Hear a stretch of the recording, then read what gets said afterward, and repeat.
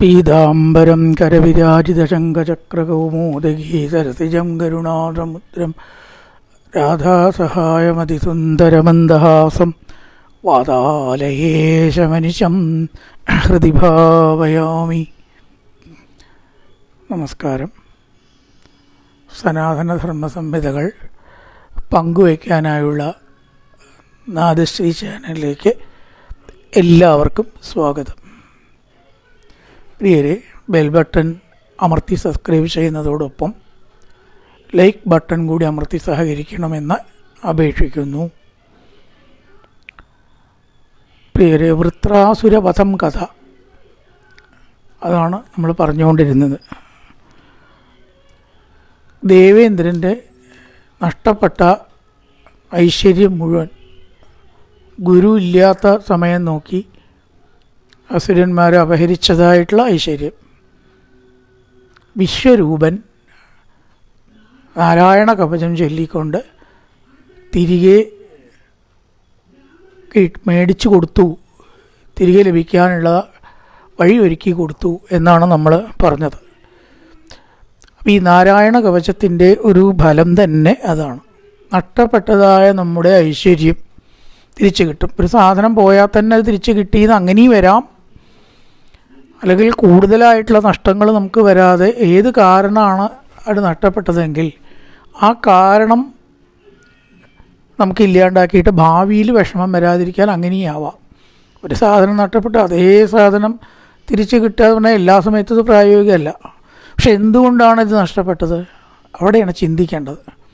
അതിനൊരു ഭ്രംശം, ശ്രീഭ്രംശം വരുമ്പോഴാണ് ഈ ധനം പോക്കറ്റ് അടിച്ച് പോവുക, നഷ്ടപ്പെട്ടു പോകുക, ഇതൊക്കെ ചെയ്യുക. അപ്പോൾ ആ ശ്രീ പുനഃസ്ഥാപിക്കപ്പെടും.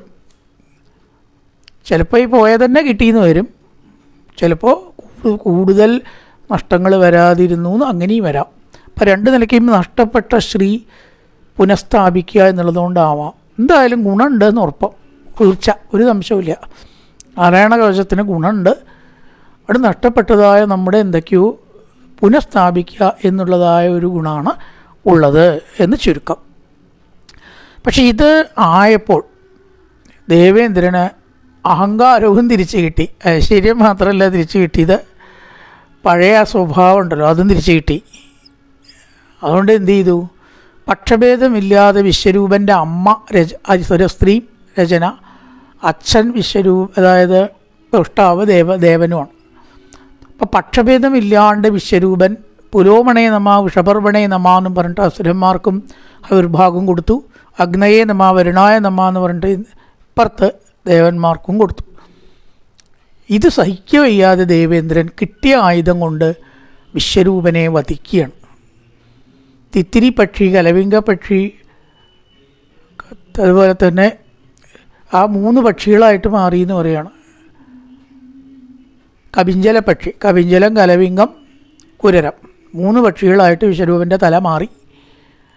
3 തല, ഒന്നുകൂടെ അന്നം കഴിക്കുക മനുഷ്യഭാവം, ഒന്നുകൂടെ ദേവഭാവത്തിൽ സുര, പിന്നെ ഒന്നിലെ അസുരഭാവത്തിൽ മദ്യം കഴിക്കുക സോമരസം. 3 ഭാവവും ഉണ്ടാവും. സത്യത്തിൽ ഇത് നോക്കിയ നമ്മുടെ ചിത്രം തന്നെയാണ്. ചിലപ്പോൾ മനുഷ്യനായി മാറും, ചിലപ്പോൾ മനുഷ്യനേക്കാൾ നമ്മൾ ഉയർന്നു എന്നും വരാം. പരസഹായം, ആർദ്രത, ദയാം, നല്ല ഗുണങ്ങളൊക്കെ വരുമ്പോഴേ ചിലപ്പോൾ തനിയെ അസുരവും കാണിക്കും അല്ലേ. വേറെ ആളെ ദ്രോഹിച്ചിട്ടും നമ്മുടെ കാര്യം നേടണം, ആസുര സ്വഭാവമാണ്. ഇത് 3 നമ്മളിലും ശരിക്കും പറയാച്ചുണ്ട്. ചിലപ്പോൾ മനുഷ്യഭാവവും, ചിലപ്പോൾ അസുരഭാവവും, ചിലപ്പോൾ ദൈവഭാവം മനുഷ്യരുന്നു ഉയർന്നത്. അപ്പം എന്തായാലും വിശ്വരൂപൻ്റെ ഹത്യ കാരണം ബ്രഹ്മഹത്യാ പാപം ഇന്ദ്രനെ പിടികൂടുകയാണ്. ഇപ്പം നമുക്ക് ചിന്തിക്കാം, ഈ മിശ്രജാതിയിൽ ജനിച്ച വിശ്വരൂപനെ എങ്ങനെയാണ് ബ്രഹ്മതേജസ് ഉണ്ടാവുക, വിശ്വരൂപനെ കൊന്നാലും എങ്ങനെയാണ് ബ്രഹ്മഹത്യാപാപം. ഇവിടെയൊക്കെ നോക്കാനുണ്ട്. ബ്രാഹ്മണ്യം ഒരിക്കലും ജനനം കൊണ്ടല്ല, അല്ലെങ്കിൽ യോഗ്യത ഒരിക്കലും ജനനം കൊണ്ടല്ല. അങ്ങനെയാണെങ്കിൽ വിശ്വരൂപനെ കൊന്നാൽ ബ്രഹ്മഹത്യാപാപം ഉണ്ടാവാൻ പാടില്ല, പാപം മാത്രമേ ഉണ്ടാവാൻ പാടൂ. പാപം ഉണ്ടാവാം, പക്ഷേ ബ്രഹ്മഹത്യ എന്ന് പറഞ്ഞാൽ ബ്രാഹ്മണനുമായിട്ട് ബന്ധപ്പെട്ടതിനാണ് നമ്മൾ ബ്രഹ്മഹത്യ. ബ്രഹ്മാമണ്ണനെ കൊന്നാലാണ് പറയുക. ദേവന്മാർ ഭ്രഷ്ട് കൽപ്പിച്ചു, അസുരന്മാർ ഭ്രഷ്ട് കൽപ്പിച്ചു, 2 കൂട്ടം ഭ്രഷ്ട് കൽപ്പിച്ചു. അങ്ങനെയുള്ള ഭ്രഷ്ടനായിട്ടുള്ള വിശ്വരൂപൻ ബ്രാഹ്മണനാവാൻ വഴിയില്ല.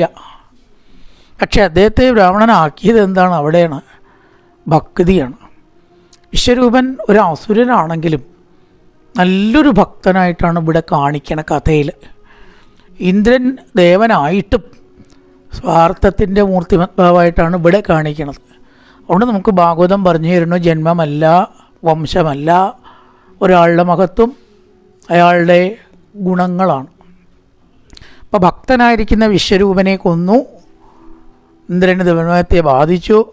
അത് 4 ഭാഗിച്ചിട്ട് തൽക്കാലം ദേവേന്ദ്രൻ രക്ഷപ്പെട്ടു. കള്ളസാക്ഷി, കള്ളജാമ്യം ഇതൊക്കെ ഇന്നല്ല പണ്ടുണ്ട്. കോടതിയെ സ്വാധീനിക്കലും നിയമവ്യവസ്ഥയെ സ്വാധീനിക്കലും എന്താ 4 ഭാഗിച്ചിട്ട് തൽക്കാലം രക്ഷപ്പെട്ടു എന്ന് പറയുകയാണ്. തൽക്കാലേ രക്ഷപ്പെട്ടുള്ളൂ കേട്ടോ, അത് സ്ഥിരമായിട്ട് രക്ഷപ്പെട്ടിട്ടില്ല.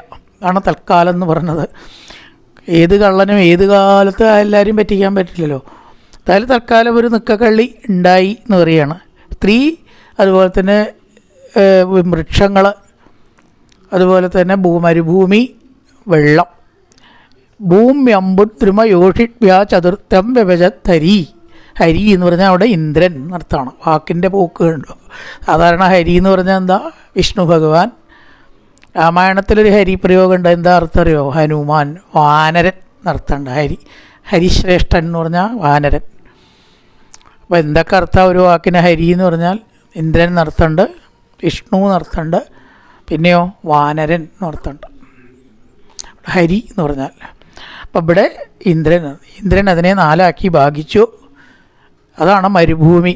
ഭൂമിയിലത്തെ നല്ലതല്ലാത്ത മരുഭൂമിയും, അമ്പു വെള്ളത്തിലത്തെ നല്ലതല്ലാത്ത നൊരാപത, അതാണ്. വൃക്ഷത്തിലത്തെ പാല് ഉത്തമമല്ല എന്നാണ് ചിലതൊക്കെ പറയുക.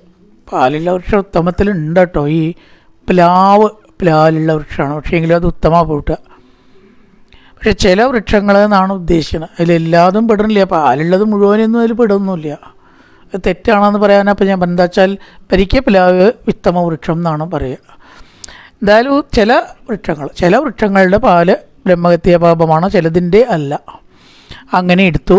പിന്നെ വെളുത്തത് സ്ത്രീകളും, അവരുടെ മാസമുള്ള മാസമുറാമ പുരുഷന്മാർക്കില്ലല്ലോ അത്. അപ്പോൾ അത് അവർക്ക് മാത്രമായിട്ട് ഉണ്ടാവാൻ കാരണം കഥ ആലോചിച്ചാൽ ചിലപ്പോൾ അങ്ങനെയൊക്കെ ശരിയായി തോന്നില്ല. ഇത് 2 കൂട്ടർക്കും ഉണ്ടാവാം, അല്ലെങ്കിൽ 2 കൂട്ടർക്കും ഇല്ലാണ്ടിരിക്കാം. ഒരു കൂട്ടർക്ക് മാത്രമായിട്ട് അങ്ങനെ വന്നു എന്ന് പറഞ്ഞാൽ അതെന്തോ ഒരു പ്രത്യേകത ഇല്ലേ. ഇതിപ്പം മറ്റ് ജീവികൾക്ക് ഇല്ല എന്നാണ് പറയണത്. മറ്റ് ജീവികൾക്ക് ഇല്ല എന്ന് പറയണത് ഈ മാസമുറ എന്ന് പറയണു ചിലർ. അറിയില്ല കേട്ടോ, എനിക്ക് സൂക്ഷ്മം ബയോളജിക്കലി അറിയില്ല. മനുഷ്യനേ ഉള്ളൂ അത് എന്തായാലും എന്നാണ് പറയപ്പെടുന്നത്. ശരിയല്ലേ? അപ്പോൾ എന്തായാലും അതതിനെ കാരണം ഈ ബ്രഹ്മഹത്യാ പാപം ഏറ്റെടുത്തത് കൊണ്ടാണെന്ന് പറയും. അപ്പം ഇന്ദ്രൻ ഇവർക്കൊക്കെ ഓരോ പ്രതിഫലം കൊടുത്തു. തൻ്റെ ബ്രഹ്മഹത്യാ പാപം ചുവന്ന ഒരിക്കലും ഇന്ദ്രൻ അങ്ങനെ വെറുതെ ആരെയൊന്നും ചെയ്യില്ല, എന്തെങ്കിലും കൂലിയോ പ്രതിഫലമോ കൊടുക്കാറുണ്ട്. ഭൂമിക്ക് കൊടുത്തതാണ്. എത്ര നിങ്ങൾ കുഴിഞ്ഞ് പോയാലും വീണ്ടും പഴയ പോലെ ഉണ്ടാവട്ടെ. എത്ര തന്നെ നമ്മൾ കല്ല് വെട്ടിയാലും കുഴിച്ചാലും മണ്ണ് മാന്തിയാലും എത്ര മണ്ണെടുത്താലും ഇഷ്ടികയ്ക്ക് എടുക്കും ചിലപ്പോൾ, ഇല്ലേ? ആ ഭൂമിയുടെ ടോട്ടൽ ഏക്കർ ഒരേപോലെയാവും. ഇന്ന് വരേക്കും ടോട്ടൽ ഏക്കർ ഓഫ് ലാൻഡ് കുറഞ്ഞു എന്ന് എവിടെയും പറഞ്ഞിട്ടില്ല. നമ്മൾ ഈ എക്കണോമിക്സിൽ പഠിക്കുമ്പോൾ തന്നെ വെറുതെ total acre of land in the world is limited, fixed എന്നാണ്. കൂടില്ല കുറയില്ല. അപ്പം നമ്മൾ ചോദിക്കുക ഈ 10 സെൻറ്റ് കുറേ കഴിഞ്ഞായിട്ട് 1/2 സെൻറ്റ് എവിടെ പോകണം? അത് വേലിക്ക് ജീവൻ വെച്ചതുകൊണ്ടാണ് പോകണത്. വേലിക്ക് ജീവൻ വെച്ചാൽ ചിലപ്പോൾ 1 ഏക്കർ 90 സെൻറ്റ് ആവും, അല്ലേ? വേലി ഇങ്ങോട്ട് മാറ്റി കെട്ടിയിട്ട്, അല്ലാണ്ട് ഭൂമി പോയിട്ടില്ല, അത് അപ്പുറത്തുണ്ടെന്നർത്ഥം. അപ്പുറത്തുണ്ട്, ഇവിടുന്ന് അങ്ങോട്ട് പോയി എന്ന് മാത്രമേ ഉള്ളൂ. ടോട്ടലായിട്ട് നോക്കുമ്പോൾ കുറയില്ല, കൂടില്ല, കൂട്ടാൻ പറ്റും, അതുമില്ല. വൃക്ഷത്തിന് കൊടുത്തതാണ് അത്രയും. നിങ്ങൾ എത്ര വെട്ടിയാലും അമച്ച് വരും. ചില വൃക്ഷങ്ങളെ അമയ്ക്കുള്ളൂ, അവയാണ് ബ്രഹ്മഹത്യാ പാപം ഏറ്റെടുത്തത്. അപ്പം വീണ്ടും അമച്ച് വയ്ക്കുക. തല വെട്ടി അമച്ച് വരണ കാര്യം ഉണ്ടെച്ചാൽ നന്നായിരുന്നു നമുക്കൊക്കെ, അല്ലേ? കുറച്ച് കാത്താൽ മതി. തല വെട്ടിയാലും അയാൾ ജീവിക്കുമോ? ജീവികളും ജീവിക്കില്ല, മനുഷ്യനും ജീവിക്കില്ല. അപ്പോൾ അത് വൃക്ഷങ്ങൾക്കൊരു പ്രത്യേകതയല്ലേ? ആലോചിച്ച് നോക്കൂ. തല വെട്ടിയാൽ വീണ്ടും അമച്ച് വരും. അപ്പം അതങ്ങനെ അതിന് പ്രതിഫലം കൊടുത്തു എന്നാണ്. നിങ്ങൾ അമച്ച് വരട്ടെ. വെള്ളത്തിന് കൊടുത്തതാണ്. നിങ്ങൾ നിറഞ്ഞു വരും. ഏത് വറ്റിയാലും ഇടവപ്പാതിയായ ഇപ്പൊക്കെ സമാധാനമാവും. മഴ ഒരറ്റം കണ്ടു കേട്ടോ. 2 മഴ കിട്ടിയാൽ വേനൽക്കാലം വെള്ളം ക്ഷാമത്തിന് രക്ഷപ്പെട്ടു എന്നാണ് തോന്നണം. അടിയിലേക്ക് പോയിരിക്കണു. ഇടവപ്പാതി കണ്ടു, ഒരേടി മഴയൊക്കെ കണ്ടാൽ അത് വീണ്ടും നിറയും ഇല്ലേ. ശാശ്വതമായിട്ടൊരു ജലാശയം വറ്റില്ല. അഥവാ മഴ പെയ്താൽ അതൊക്കെ ശരിയായിട്ട് വരട്ടെ. ശാശ്വതമായിട്ട് വറ്റിപ്പോവുക എന്നൊന്ന് ജലാശയത്തിന് ഇല്ലാതെ പോട്ടെ. സ്ത്രീകൾക്ക് കൊടുത്തോത്ത അത്രേ പുരുഷന്മാർ മുഴുവനെ പെട്ടത്. നിങ്ങൾക്ക് ഏത് കാലത്തും പുരുഷന്മാരെ വശീകരിച്ച് വരച്ച വരയ്ക്ക് നിർത്താൻ സാധിക്കട്ടെ. ആണ് നിങ്ങൾ തമാശയായിട്ട് പറയും, താലി കെട്ടാൻ മാത്രമേ എത്ര സ്ത്രീകൾ നല്ലോണം തല താഴ്ത്തി കൊടുക്കുക, പിന്നെ നിങ്ങളുടെ തല ഞാൻ താഴ്ത്തിച്ചോളാം. ഒരിക്കലല്ലേ വേണ്ടു, താലിയും കെട്ട് വേണ്ടു, പിന്നെ ഇയാളുടെ തല ഞാൻ താഴ്ത്തിക്കുന്നുണ്ട്. ഏത് SI ആയാലും MLA ആയാലും സൂപ്രണ്ട് ഓഫ് പോലീസായിട്ടും MP ആയിട്ടും കാര്യമില്ല. സ്ത്രീകളുടെ മുമ്പിൽ ചെന്നാൽ അവിടുത്തെ കാര്യം നോക്കണത് അവരായിരിക്കും. ഇത്ര പുരുഷന്മാർ ഗജപോസ്റ്റിൽ കേസരികൾ പോക്കിരികളുണ്ട്, സ്ത്രീകളുടെ മുമ്പിലെത്തിയ പൂച്ചയെ പോലെയാവണത്, എലിയെ പോലെയാവണത്. അപ്പം അത് പ്രകൃതിയുടെ ഒരു നിയമമാണ്. ആജ്ഞാശക്തി, ഇച്ഛാശക്തി, മനസ്സിൻ്റെ ശക്തി, ഇതിൽ എപ്പോഴും സ്ത്രീകളാണ് മുമ്പിൽ എന്നാണ്. കായിക ബലത്തിൽ മാത്രമേ ഇത്രേ പുരുഷൻ മുമ്പിലുള്ളൂ. അപ്പോൾ അതുമല്ല കേട്ടോ. അപ്പോൾ അവരും പഠിച്ചു, കരാട്ടയും പോസുകളൊക്കെ പഠിച്ചതുകൊണ്ട് ഇപ്പോൾ അവരും അങ്ങനെ പറയുക വയ്യ. പണ്ടും പറഞ്ഞിരുന്നു ശാരീരികമായിട്ട് അബലകളാണെങ്കിലും മാനസികമായിട്ട് സ്ത്രീകൾ ഒട്ടും അബലകളല്ല. കാരണം ഒരു കാര്യം നടന്നാൽ അത് വേണമെന്ന് വാശി പിടിച്ചാൽ നടത്തി കൊണ്ടുവരാൻ അവർക്കറിയാം. ഏതറ്റം വരെ നിർബന്ധം പിടിക്കാനും പുരുഷനെ മൂക്ക് കുത്തിക്കാനും സ്ത്രീ വിചാരിച്ചാൽ സാധിക്കും. അങ്ങനെ ഒരു വരം കൊടുത്തു എന്നാണ്. അപ്പോൾ ബയോളജിക്കലി പറയുകയാണെന്ന് വെച്ചാൽ ഋതുകാലത്ത്, ഗർഭകാലത്ത് സാധാരണ സ്ത്രീകൾ ജീവികളെ ഇണചേരാറില്ല. ഗർഭകാലത്ത് അവർ ചെയ്യില്ല എന്നുള്ളത്. ആ കാലത്തും മനുഷ്യനത് നിഷേധിച്ചിട്ടില്ല. അപ്പോൾ ഏത് കാലത്തും നിങ്ങൾക്ക് സ്ത്രീപുരുഷ സംയോഗം നിഷിദ്ധമല്ല. അങ്ങനെ ഒരു വരം കൊടുത്തു സ്ത്രീകൾക്ക്. ഗർഭകാലത്തായാലും അവർക്ക് അതുകൊണ്ട് ദോഷമില്ല. അങ്ങനെ 4 വരം 4 ആൾക്കാർക്ക് ദേവേന്ദ്രൻ നൽകിയത് കൊണ്ടാണ് ലോകം ഇപ്രകാരത്തിൽ ആക്കിയത്. ഇത് കണ്ടിട്ട് ഈ വിശ്വരൂപൻ്റെ അച്ഛൻ തൊഷ്ടാവുക നന്നേ ദുഃഖിച്ചു. തൻ്റെ കുട്ടിയാണല്ലോ വിശ്വരൂപൻ, പുത്രനാണേ. പുത്രനെ കൊന്ന ഏത് അച്ഛനെ സഹിക്കുക? വല്ലാത്ത പ്രതികാരം ഇന്ദ്രനോടുണ്ടായി. ഒരു ഹോമം ഇങ്ങോട്ട് നടത്തി. ഇന്ദ്രശത്രു വിവർദ്ധസ, ഇന്ദ്രൻ്റെ ശത്രു വളരെ ഇന്ദ്രനെ കൊല്ല്. മന്ത്രം ഇങ്ങനെ ജപിക്കപ്പോൾ ഒരു കുഴപ്പം പറ്റിയതിൽ എന്നാണ്. എന്താ അത്? ഇന്ദ്ര ശത്രു വിവർദ്ധസ, ഇന്ദ്ര വളരെ ശത്രുവിനെ കൊല്ല്. അതുകൊണ്ട് മന്ത്രങ്ങളായാലും വേറൊന്നായാലും വളരെയധികം ബന്ധപ്പെട്ടുകൊണ്ട് ചെല്ലരുത്. സഹസ്രനാമമൊക്കെ നിർത്തി ചെല്ലണം എന്നാണ് പറയുക. നടുവിലടക്കം ഒരു എതി നിർത്തിയിട്ട് ചെല്ലണം എന്നാണ് പറയുക. സ്പീഡ് കൂട്ടിയാൽ അതിൻ്റെ മാത്ര തെറ്റും. രവിശ്യം വിഷ്ണു വശക്കരോ ഭൂതഭവ്യ ഭവപ്രഭു ഭൂതഭാവോ ആ ഓ എന്നിടത്ത് നിർത്തണം. യതി എന്ന് പറയും. 4 വരിയാണ് ശരിക്ക് ഒരു ശ്ലോകം. 2 വരി ആക്കിയിട്ട് കൊടുത്തതാണ്. അച്ചടിക്കാനുള്ള സ്ഥലം വേസ്റ്റാക്കണ്ട എന്നുള്ള നിലയ്ക്ക് 4 വരിയാണ് ഒരു അനുഷ്ഠിപ്പ് ശ്ലോകം. അപ്പം അതിൽ 4 വരിക്ക് നിർത്തണം. ശം വിഷ്ണു വശക്കാരോ എട്ടെട്ടണം ഭൂതഭവ്യ ഭവപ്രഭു ഭൂതഭാവോ ഭൂതാത്മാ ഭൂതഭാവന അങ്ങനെ ചെല്ലണം എന്നാണ്. ഭാഗവതം വായിക്കുമ്പോഴും ശരിക്കും അങ്ങനെ വായിക്കണം. അപ്പം അങ്ങനെയാണ് വായിക്കണം. എക്സ്പ്രസ് വായന അല്ലേ. ഇപ്പം എത്ര കിലോമീറ്ററിലാണ് പോകണമെന്നാണ് ചോദിക്കുക അവിടെ ഒരാൾ. ഇപ്പം എത്ര കിലോമീറ്റർ, 120 140? ഇതൊക്കെ മന്ത്രങ്ങളാണ്. അപ്പോൾ മന്ത്രങ്ങൾ എപ്പോഴും അങ്ങനെ ചെല്ലിയാൽ വിപരീത അർത്ഥം വരെ ഉണ്ടാവും അല്ലേ. ബാഹ്യാന്തരായാച്ച ബാഹ്യാലക്ഷ്മി എന്ന് പറഞ്ഞാൽ എന്താ? അലക്ഷ്മിയൊക്കെ പുറത്തേക്ക് പോട്ടെ. ബാഹ്യാന്തരായാച്ച ബാഹ്യ ലക്ഷ്മി എന്ന് പറഞ്ഞാലോ ഉള്ളിലുള്ള ലക്ഷ്മിയൊക്കെ പുറത്തേക്ക് പോട്ടെ, എവിടെയൊക്കെ ചേട്ടയോട്ടെ എന്ന്. ഇതിൽ എവിടെ അക്ഷരം കൂടി എത്തിയതില്ല, നീട്ടലിന ബാഹ്യ അലക്ഷ്മി തന്നെ പറയണം. ബാഹ്യാലക്ഷ്മി എന്ന് പറഞ്ഞാൽ ലക്ഷ്മിയാവും പുറത്തേക്ക് പോകേണ്ടത്. അപ്പോൾ ഓരോരോ ഉച്ചാരണത്തിലും അതിൻ്റേതായിട്ടുള്ള മാത്രം ഇട്ട്. കാരണം ഈ സപ്താഹവും ഭാഗവതത്തിൻ്റെ പാരായണമൊന്നും ശരിയല്ല. പറയാനുള്ള സമയം ഉണ്ടാക്കാൻ വേണ്ടിയിട്ട് അധിക സ്പീഡിൽ വെച്ച് വായിക്കുക. അതുകൊണ്ടാണ് ഇത് രണ്ടും കൂടി വേണ്ട എന്ന് ചിലവർ പറയണത്. വടക്കോട്ടൊക്കെ അങ്ങനെയുണ്ട്. അവിടെ വ്യാഖ്യാനം മാത്രമേ ഉള്ളൂ, പാരായണമില്ല. അതാണ് പാരായണത്തിന് മഹാത്മ്യം ഉണ്ടെങ്കിൽ അത് വേറെ 7 ദിവസം നടത്തുക, അല്ലെങ്കിൽ 14 ദിവസമാക്കിയിട്ട് മറ്റേ. അല്ലാണ്ട് ഇപ്പം ചെയ്യണ വിധം ശരിയല്ല എന്നാണ്. അതുകൊണ്ട് ഒരുപാട് പണ്ഡിതന്മാർ സപ്താഹം നടത്താറില്ല. നടത്താത്ത ചില ആൾക്കാരെ എനിക്കറിയാം. ഒരു ഷാരോടി ഉണ്ടായിരുന്നു, അത് പ്രചാരക്കായിട്ട് ഗീതയുടെ അദ്ദേഹം നല്ല അറിയാം, ഭാഗവതം അറിയാഞ്ഞിട്ടല്ല, പക്ഷേ എനിക്ക് പറ്റില്ല പറഞ്ഞാൽ ഞാൻ സപ്താഹം നടത്തില്ല. പ്രഭാഷണം നടത്താം, ഗീതാ യജ്ഞവും നടത്താം. സപ്താഹം എന്നോട് പറയരുത്, ഞാൻ നടത്തില്ല. അയാളെ അറിയാഞ്ഞിട്ടല്ല. കൂജത്തമ്പാൻ അതീവ പണ്ടത്തെ കാലത്തൊരു പണ്ഡിതനാണ്, വായനയൊക്കെ കേൾക്കും, നടത്തില്ല. അദ്ദേഹത്തിനോട് വംശം ചോദിക്കാത്ത ആൾക്കാരുണ്ടാവില്ല അന്ന് ജീവിച്ചിരിക്കുമ്പോൾ, അദ്ദേഹം നടത്തില്ല. എന്താ വെച്ചാൽ ഈ വേഗതയിൽ വായിച്ച് പറഞ്ഞ ആളുകളെ തൃപ്തിപ്പെടുത്തുക എന്ന് പറഞ്ഞാൽ അത് ഒരുപാട് പാപം ഉണ്ടാവും എന്നാണ്. തീർച്ചയായിട്ടും ഉണ്ടാവും. അപ്പോൾ ഇവിടെ എന്താ പറയണത്? അതിവേഗത്തിൽ മന്ത്രം ചെയ്തുകൊണ്ട് ഇന്ദ്രൻ ഈ തൊഷ്ടാവ് നിർമ്മിച്ചിട്ടുള്ള പിശാചിനെ, അസുരനെ കൊല്ലാൻ കാരണമായി. തിരിച്ചായിരുന്നു വേണ്ടത്. ഇന്ദ്രശത്രുവോ വിവർത്തസ അതിവേഗം മന്ത്രങ്ങൾ ചൊല്ലിക്കൂടാ. അതിന് ഇന്ന മാത്രകൾ വിട്ട് തന്നെ നീട്ടി വിസർഗം ചൊല്ലിയിട്ടേ ഉച്ചരിക്കാൻ പാടുള്ളൂ എന്ന്. അതിൽ നിന്നൊരു സത്വമാണ് ഉണ്ടായി. ആ വൃത്രാസുരൻ ദേവേന്ദ്രനെ കൊല്ലാനായിരുന്നു തൊഷ്ടാവിൻ്റെ ആഗ്രഹം, വിശ്വരൂപൻ്റെ അച്ഛന്. പക്ഷേ മന്ത്രം ഗതിവിഗതിയിൽ കുറച്ച് മാറ്റം വന്നു. ദീർഘഹ്രസ്വങ്ങളിൽ ഉച്ചാരണ കാരണം ആ ദേവേന്ദ്രൻ ഈ ദേഹത്തെ അസുരനെ ഇങ്ങോട്ട് കൊല്ലലാണ് ഉണ്ടായത്. എന്തായാലും നർമ്മദാ തീരത്ത് അതിഗംഭീരമായിട്ടുള്ള യുദ്ധം ഉണ്ടായി. ഈ വജ്രായുധം കയ്യിൽ കണ്ടു, അതുകൊണ്ട് മാത്രമേ ജയിക്കാൻ പറ്റുള്ളൂ എന്ന് പറഞ്ഞിട്ടുണ്ടായിരുന്നു. അസുരന്മാരൊക്കെ പേടിച്ചോടാൻ തുടങ്ങിയപ്പോൾ ഉത്തരാസുരൻ പറഞ്ഞു, പേടിച്ചോടുന്നവരോടട്ടെ, ഞാൻ ഓടില്ല. യുദ്ധത്തിൽ നിന്ന് പേടിച്ചോടി പിന്നാപ്പുറത്ത് മുറിവേറ്റ് മരിച്ചാൽ നരകാണ്, മുൻഭാഗത്ത് മരിച്ചാൽ സ്വർഗ്ഗമാണ്.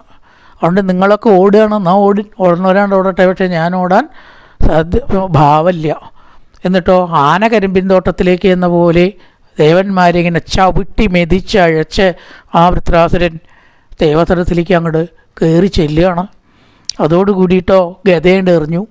ഗതയുടെ പിടിച്ചു. വൃത്രാസുരൻ നോക്കി മസ്തകത്തിലേക്ക്, ഐരാവതത്തിൻ്റെ മസ്തകത്തിലേക്ക് ഒരൊറ്റ അടി കൊടുത്തു. ആന പിന്നാക്കം പോയി, ദേവേന്ദ്രൻ മുന്നാക്കം അങ്ങോട്ട് വീണു.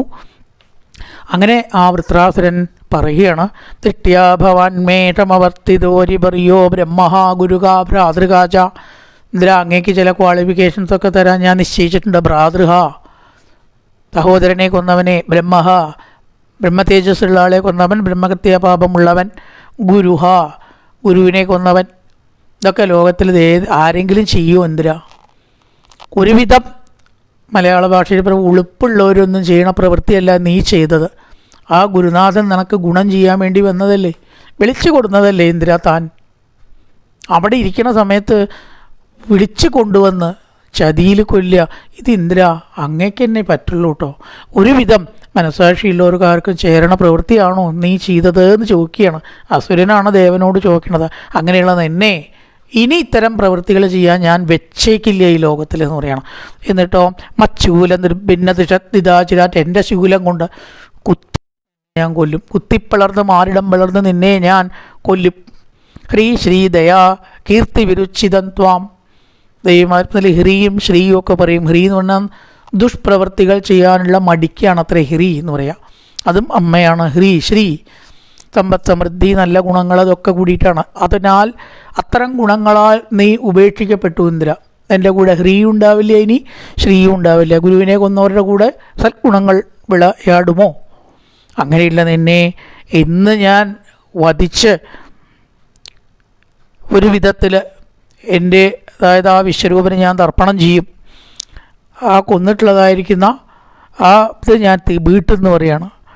അങ്ങനെ ചിന്തിച്ചിരിക്കുമ്പോൾ പെട്ടെന്ന് വൃത്രാസുരന് തൻ്റെ ചിന്താഗതി ഒന്ന് മാറ്റി. അതോ ഹരേമേ കുലിശേന വീര. അതായത് ഈ അറിവുള്ള ആളുകൾ ഒരിക്കലും താൻ വിചാരിച്ചിട്ട് നടക്കുമെന്ന് എപ്പോഴും കരുതാറില്ല. അത് വിഡ്ഢിത്തരാണ്. അന്യഥാ ചിന്തിതം കാര്യം ദൈവം അന്യത്ര ചിന്തയേത്. ശിവനതറിയാം.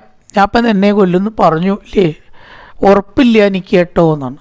ഏത് കാര്യത്തിനാണ് ഉറപ്പുള്ള ഈ ലോകത്തിൽ? ആലോചിച്ച് നോക്കൂ. ഉറപ്പായിട്ടും ഞാൻ നാളെ കാണാം കേട്ടോ. നാളെ നമ്മളേക്ക് ഇയാളുണ്ടാവുമോ?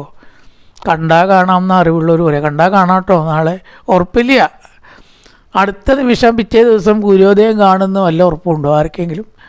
അപ്പോൾ വിശ്വരൂപനെ ചിന്തിക്കുകയാണ്, ഞാനിപ്പോൾ പറഞ്ഞു ശരി, പക്ഷേ ഉറപ്പില്ല കേട്ടോ ഇന്ദിര. ചിലപ്പോൾ വേണമെങ്കിൽ നിനക്ക് എന്നെ കൊല്ലാം. അതോ ഹരേ മേ കുലിശേന വീര ഹർത്താപ്രമത്തേവ ശിരോ യദീഹ.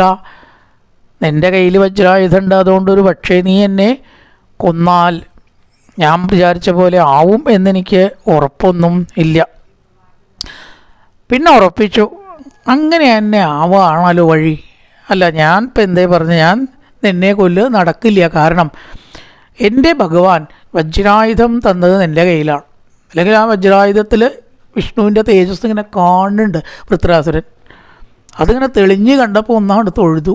ഭഗവാനെ കണ്ട എവിടെയും തൊഴുക, ശത്രുവിൻ്റെ അടുത്തായാലും ഭഗവാൻ അവിടെയാണ്. അപ്പോൾ ഉറപ്പിച്ചു, ഞാൻ ഇപ്പോൾ ജയിക്കണമെന്ന് പറയണത് എന്തടിസ്ഥാനത്തിലാണ്? ഭഗവാൻ എവിടെയാണ്? അവിടെയാണ്. യഥോ ഹരിർ വിജയശ്രീർ ഗുണാസ്തത എത്ര യോഗേശ്വര കൃഷ്ണോ എത്ര പാർത്ഥോധനുദ്ധര. എവിടെ അർജുനനും കൃഷ്ണനും ഉണ്ടോ അവിടെയാണ് വിജയം. സഞ്ജയനും കൂടി അത് പറഞ്ഞിട്ട് സഞ്ജയനും കൂടി അത് പറഞ്ഞിട്ടാണ് ഗീത നിർത്തിയിരിക്കുന്നത്. എവിടെ ഭഗവാൻ ഉണ്ടോ അവിടെയാണ് വിജയം.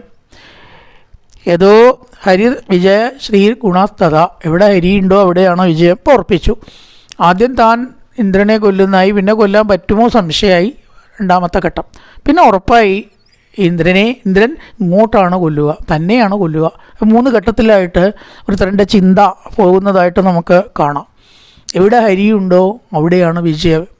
അതിന് സംശയമൊന്നുമില്ലല്ലോ, വൃത്രാസുരന് സംശയമൊന്നും ഉണ്ടായില്ല. പക്ഷേ അവിടെ ഒരു വ്യത്യാസമുണ്ട്. ഇന്ദ്ര, നീ മരിക്കുകയാണെങ്കിൽ എങ്ങനെ മരിക്കുക? സ്വർഗം കിട്ടിയില്ല, യുദ്ധത്തെ തോറ്റു എന്ന് വിചാരിച്ച് മരിക്കും ഇല്ലേ? ഞാൻ മരിക്കുകയാണെങ്കിൽ അന്തസ്സായിട്ട് മരിക്കാൻ എനിക്കറിയാം. എൻ്റെ മരണത്തിൽ എനിക്ക് പരാജയ ഭീതി ഇല്ല ഇന്ദ്ര. അവിടെയാണ് ഞാനും നീയും തമ്മിലുള്ള വ്യത്യാസം. അതോ അഹം ഹരേ തവ പാദൈകമൂല ദാസാനുദാസോ പവിദാസ്മി ഭൂയ മനസ്മരേ ദാസുപതിർഗുണാന്തേ കൃണീതവ കർമ്മ കരോതുകായ.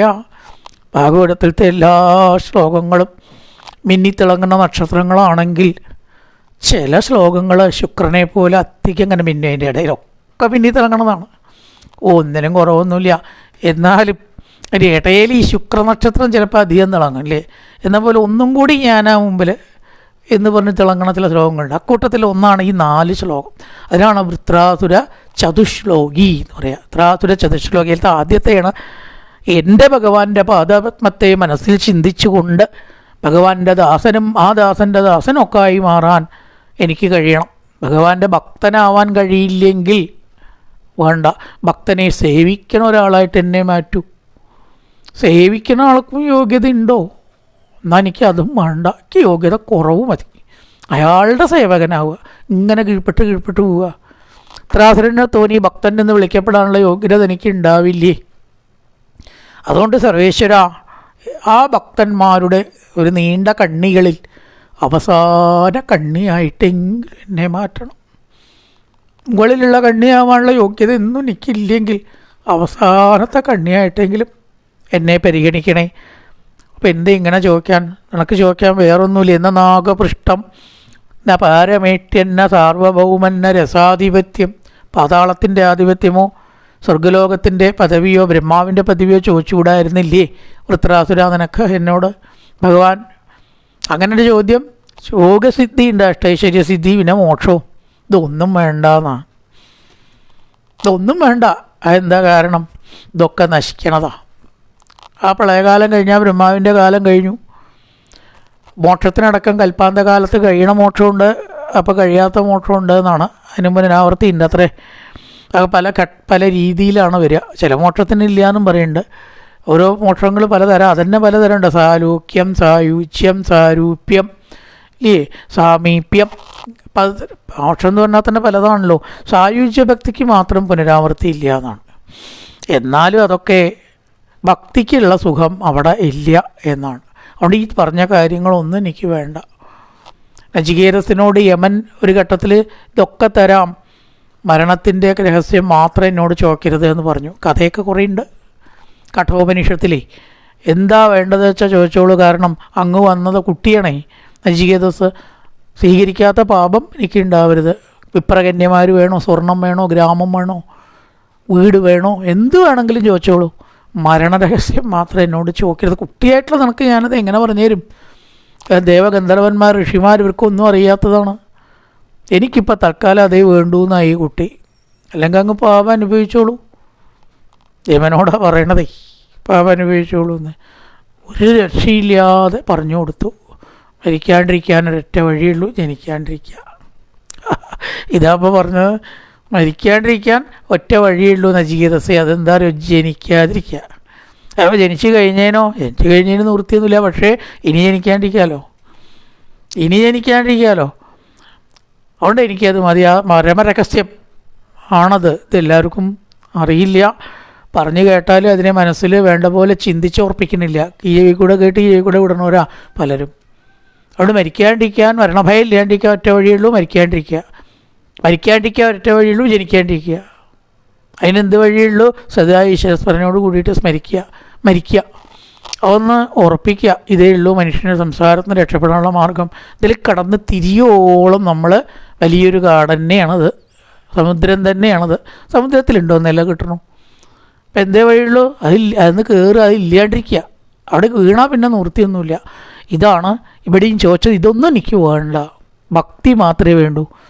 നീ എങ്ങനെ അജാതപക്ഷ ഇവ മാതരം ഖഗ തന്യം യഥാ വത്സതരാക്ഷുതാർത്ഥ പ്രിയം പ്രിയേവ വിഷുതം വിഷണ്ണ മനോരവിന്ദാക്ഷതി ദക്ഷതേ ത്വാം. ചിറക് മുളയ്ക്കാത്ത പക്ഷിക്കുഞ്ഞുങ്ങൾ അമ്മയെ കാണാൻ ആഗ്രഹിക്കുന്നത് പോലെ, അതേപോലെ തന്നെ ആ പശുക്കുട്ടി പശുവിനെ പാല് കുടിക്കാൻ, അമ്മയുടെ പാല് കുടിക്കാൻ ആഗ്രഹിക്കുന്ന പോലെ, അതേപോലെ തന്നെ പതിവ്രതയായിരിക്കുന്ന ഒരു പത്നി ദൂരെ പോയ ഭർത്താവ് വരും എന്ന് പ്രതീക്ഷയൊന്നുമില്ല, എങ്കിലും ആഗ്രഹിക്കാമല്ലോ, ആഗ്രഹിക്കണതിന് വിരോധമൊന്നുമില്ലല്ലോ. എന്നെങ്കിലും അദ്ദേഹം വന്നെങ്കിൽ എന്നൊന്ന് ആഗ്രഹിക്കുന്നത് പോലെ എൻ്റെ മനസ്സ് സർവേശ്വര, എൻ്റെ ശരീരം വെടിയാൻ പോണ സമയത്ത് ഇതാ അങ്ങയിലേക്ക് വരണമെന്നാണ്. ഈ മൂന്ന് ഉപമകൾക്കും ഒരു പ്രത്യേകതയുണ്ട്. അജാതപക്ഷ എന്നാണ്, അവിടെ സജാതപക്ഷ എന്നാവാം, വേറെ എന്തെങ്കിലും വാക്ക് ചേരാം, ശ്ലോകമൊക്കെ ശരിയാക്കാം. ചിറക് മുളച്ച പക്ഷി എന്നല്ല പറഞ്ഞത്, ചിറക് മുളയ്ക്കാത്ത പക്ഷി. എന്താണ് ചിറക് മുളച്ച പക്ഷി മുളയ്ക്കാത്ത പക്ഷിയും തമ്മിലുള്ള വ്യത്യാസം? ചിറക് മുളച്ച പക്ഷിക്ക് അമ്മയുടെ അടുത്തേക്ക് വേണമെങ്കിൽ അങ്ങോട്ട് പറക്കാം, ഇല്ലേ? ചിറക് മുളയ്ക്കാത്തൊരു പക്ഷിക്ക് പറക്കാൻ പറ്റുമോ? അമ്മ ഇങ്ങോട്ട് തന്നെ വരണം. ഇങ്ങനെ നമ്മുടെ സ്ഥിതി. ഭഗവാന്റെ അനുഗ്രഹം ഇങ്ങോട്ട് ഉണ്ടാവേണ്ടതാണ്. നമ്മുടെ കഴിവുകൊണ്ടോ ഉപാസനയുണ്ടോ കുത്തിയിരിപ്പ് സത്യാഗ്രഹം കൊണ്ടൊന്നും അത് മേടിച്ചെടുക്കാൻ പറ്റില്ല. ഒരവകാശം പിടിച്ചെടുക്കണ പോലെ, ഇല്ലേ?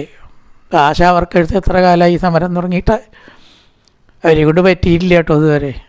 അതുപോലെ അത്രേ ഒരു ഭക്തനത്ര വേഗമൊന്നും അത് പിടിച്ചെടുത്തോൻ സാധിച്ചോളണമെന്നില്ലേ. അവൻ്റെ കർമ്മഗതിക്ക് അനുസരിച്ച് ബലം ഉണ്ടാവുള്ളൂ. പക്ഷെ അതുവരേക്കും നമുക്ക് ക്ഷമയുണ്ടാവണം. അപ്പം അതുകൊണ്ടാണ് നമ്മുടെ പരിധിയിൽ പെട്ടതല്ല ഭഗവത് കാരുണ്യം. ഇതൊക്കെ നമുക്ക് എത്ര വലിയ തത്വം അറിയോ? അല്ലെങ്കിൽ ഭരിച്ച ആൾക്കാർക്ക് നാമം ചൊല്ലി വേറൊന്നും ചെയ്തൊക്കെ അവർക്കൊക്കെ ശരിയാവണ്ടേ? ആവില്ല. കാരണം അത് ഭഗവാന് ചെയ്യാൻ പറ്റില്ല. അവന് ചെയ്യാൻ പറ്റണതും പറ്റാത്തതും ഉണ്ട്. പറ്റാത്തത് ചെയ്യാൻ പറ്റുമോ? അപ്പം നമ്മളുടെ പരിധിയിൽ പെട്ടതല്ല, ഭഗവാന്റെ അധികാരത്തിൽ പെട്ടതാണ്. നമുക്ക് ആപ്ലിക്കേഷൻ കൊടുക്കാം, അത്രയേ ഉള്ളൂ. സാങ്ഷൻ ചെയ്യേണ്ടത് ഭഗവാനാണ്. എല്ലാ കേസിലും സാങ്ഷൻ ചെയ്തോളണം എന്നില്ല. അതിൻ്റെ മാനദണ്ഡം എന്താണ് അറിയില്ല, നമുക്കറിയില്ല. അത് നമുക്കൊന്നും അറിയില്ല, ഭഗവാൻ തന്നെ അറിയുള്ളൂ. എന്തോ ഉണ്ട് അത് ഉറപ്പാണ്. അവിടെ ഒരാളെ ബുദ്ധിമുട്ടിച്ചിട്ട് ശ്രദ്ധ വെച്ചിട്ട് ഭഗവാൻ അനുഗ്രഹം കൊടുക്കാതിരുന്നിട്ട് വല്ല കാര്യമുണ്ടോ? അപ്പോൾ എന്തോ ചില അറിയപ്പെടാത്ത രഹസ്യം അതിലുണ്ട്. ആരുടെ നേരെ പ്രസാദിക്കുമെന്നൊന്നും ആരുടെ നേരെ പ്രസാദിക്കില്ല എന്നൊന്നും പറയാൻ പറ്റില്ല. എന്തായാലും ചിറക് മുളയ്ക്കാത്ത പക്ഷികളാണ്. നമുക്ക് അങ്ങോട്ട് ചെന്ന് പറ്റില്ല, ഭഗവാൻ വിളിക്കണം എങ്കിലേ പറ്റുള്ളൂ. അതുപോലെ അമ്മ സമ്മതിച്ചാലേ പശുവിന് കുട്ടിക്ക് പാല് കുടിക്കാൻ പറ്റൂ, അല്ലെങ്കിൽ തട്ടിമാറ്റും അമ്മ, ഇല്ലേ? അമ്മയായ പശു തട്ടിമാറ്റി കൊണ്ടുവരും കണ്ടിട്ടുണ്ട്. കുടിക്കാൻ സമ്മതിക്കില്ല. നല്ല മൂഡ് ആവണത്രേ പശുക്കൾക്ക് ചുരത്തി കൊടുക്കാൻ. അങ്ങനെയുണ്ട്. അത് സ്വന്തം കുട്ടികൾക്കാണെങ്കിലും ഒരു ഭൂകമ്പം വരുമ്പോൾ അവർ ചവിട്ടുന്നതാണ്. കുട്ടിയടക്കം ചുരത്തി കൊടുക്കാനുള്ള സ്വസ്ഥത ഇല്ലെങ്കിൽ ഒരു പശു കുട്ടിക്ക് പാല് കൊടുക്കില്ല എന്നാണ്. ചുരത്തി കൊടുക്കേണ്ടത് തീർച്ചയായും നല്ല തരംഗങ്ങളാണ് അവിടെയൊക്കെ. സമീപ ഭാവിയിലൊക്കെ നല്ലതേ ഉണ്ടാവാൻ പോകണുള്ളൂ. ഭൂകമ്പം ഉണ്ടെങ്കിൽ പശുക്കൾക്ക് അറിയാം. അപ്പോൾ ചുരത്തി കൊടുക്കില്ല എന്നാണ്. കുടിക്കണത് അവർക്ക് അസ്വസ്ഥതയാണ് അത്ര അങ്ങനത്തെ സമയത്ത്. അപ്പം ഇവിടെ സമാധാനമായിട്ട് ആര് ചവിട്ടുക അമ്മ വിചാരിച്ചാൽ നടക്കുള്ളൂ, കുട്ടി വിചാരിച്ചാൽ നടക്കില്ല. അപ്പം നമ്മൾ കുട്ടികളാണ് ഭഗവാന്റെ മുമ്പിൽ. അതേപോലെ പതിവ്രതയായിട്ടുള്ള പത്നി എവിടേക്കോ പണ്ടൊക്കെ ദേശാന്തരം പോകാമെന്നൊരു സിസ്റ്റം ഉണ്ട്. ഇങ്ങോട്ട് വരില്ലേ അധികവും, എന്നാലും ആഗ്രഹിക്കും വന്നെങ്കിൽ, വരുമൊന്നുമില്ല. അപ്പോൾ അധികവും ഈശ്വര കൃപ ഭഗവാന്റെ കയ്യിലാണ്, നമ്മുടെ കയ്യിലല്ല. അതുകൊണ്ട് സർവേശ്വര, അങ്ങയുടെ മായയിൽ കുടുങ്ങിയവരുടെ മുമ്പിൽ നിൽക്കാനായിട്ട് എനിക്ക് ഇടവരുത്. മമോത്തമ ശ്ലോകജനേഷു സഖ്യം സംസാരചക്രേ ഭ്രമതസ്യ കർമ്മഭി തന്മായ ആത്മജതാരഗേഹേഷു ആസക്തചിത്തസ്യ നനാഥഭൂയാൻ. ഇനിയെങ്കിലും ഭക്തിയില്ലാത്തവരുടെ മുമ്പിൽ എനിക്ക് നിൽക്കാനുള്ള ഇടവരരുത്, ഇന്ദ്രനെ പോലുള്ളവരുടെ മുമ്പിൽ.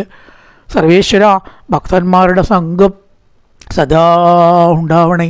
ഈശ്വരൻ്റെ മഹാത്മ്യം പറയുന്നവരുടെ കൂടെ നടക്കാനും അവരുടെ കൂടെ സമയം ചെലവാക്കാനും അവരിൽ നിന്ന് കേൾക്കുന്നത് അമൃതം പോലെയുള്ള ഈശ്വര മഹത്വവും വീണ്ടും വീണ്ടും കേട്ടുൾക്കൊള്ളാനുള്ള ഭാഗ്യം ഈ ഉള്ളവന് ഉണ്ടാവണേന്നും പറഞ്ഞിട്ടൊരസുരനായ വൃത്രൻ ഇത്രയധികം ഭക്തിയോട് കൂടിയിട്ട് ആ യുദ്ധക്കളത്തിൽ 2 കൈയും തലയിൽ വെച്ച് അവിടെ നിൽക്കുകയാണ്.